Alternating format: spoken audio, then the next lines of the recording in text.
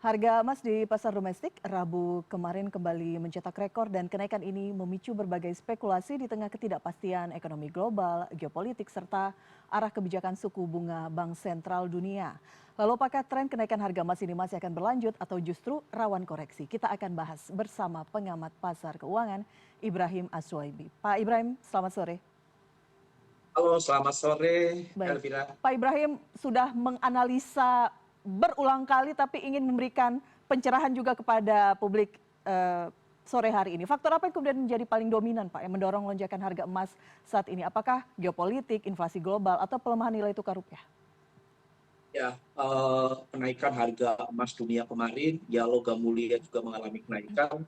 Kebanyakan adalah dari geopolitik, terutama adalah permasalahan Greenland.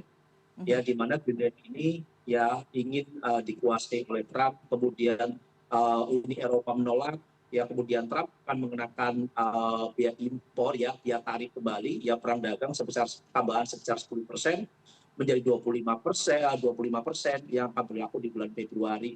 Nah ini memicu ya kemarahan dari Uni Eropa sendiri, dan Uni Eropa itu juga akan melakukan perlawanan.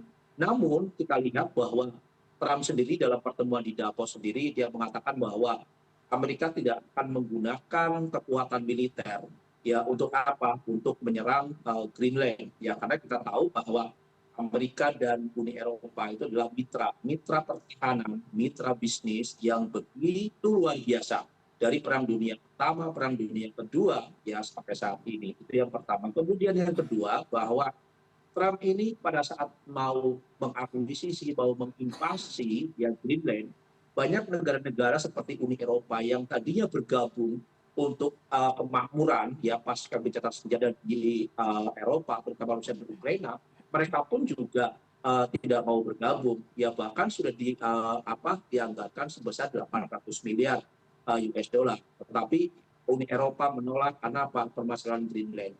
Kemudian Dewan untuk Gaza ini pun juga dibentuk, Uni Eropa pun juga tidak mau masuk.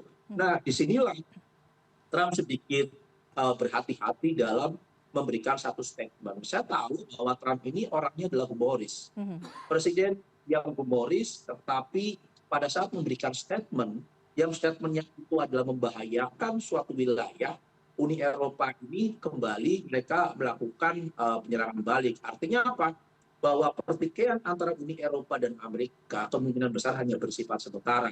Nah, ini yang membuat harga emas itu naik kemudian terkoreksi.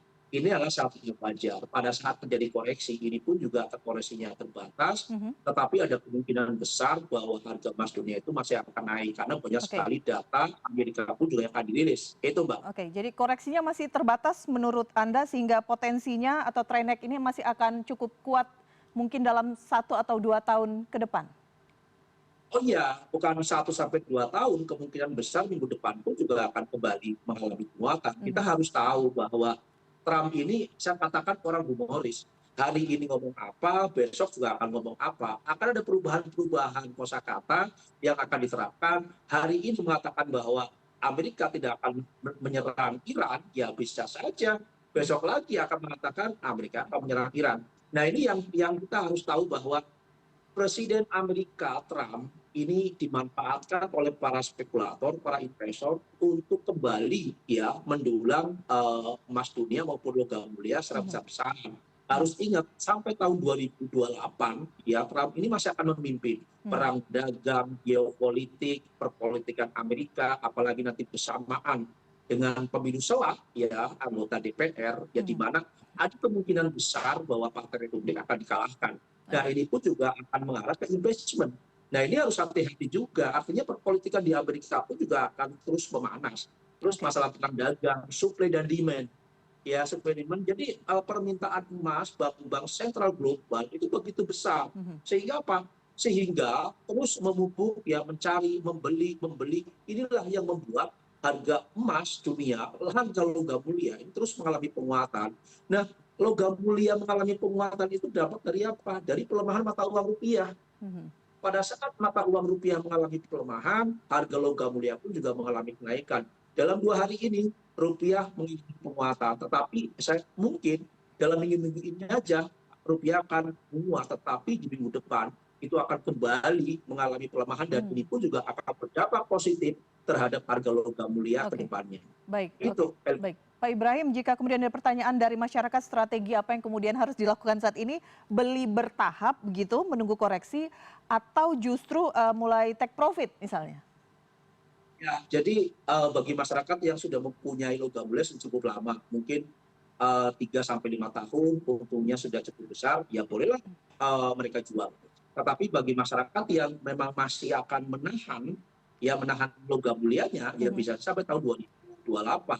Kalau menurut saya 2028 itu adalah tahun yang tepat untuk melakukan penjualan. mhm. Tetapi bagi masyarakat yang belum memiliki logam mulia, ya ini saat yang tepat pada saat terjadi koreksi untuk melakukan pembelian. Karena apa? Kalau seandainya harga logam mulia sekarang misal di 2 juta, ya anggaplah di 2.750.000, anggap. Ya kemudian dia beli, kemudian kita lihat sampai di akhir tahun kemudian di 3.500.000, itu pun juga masih akan beruntungan. Ya keuntungannya cukup luar biasa. Baik. Ini saya baru bicara ada tahun 2026. Belum Mhm. saya berbicara tahun 2027, 2028. Itu Elvira. Baik, Pak Ibrahim, terima kasih tips and triknya. Kita tinggal memberikan keputusan kepada publik apa yang ingin dilakukan, tapi tren kenaikan harga logam mulia ataupun emas ini akan terus meningkat ataupun naik. Terima kasih Pak Ibrahim telah berbicara bersama kami. Terima Selamat kasih sore. Elvira. Sore.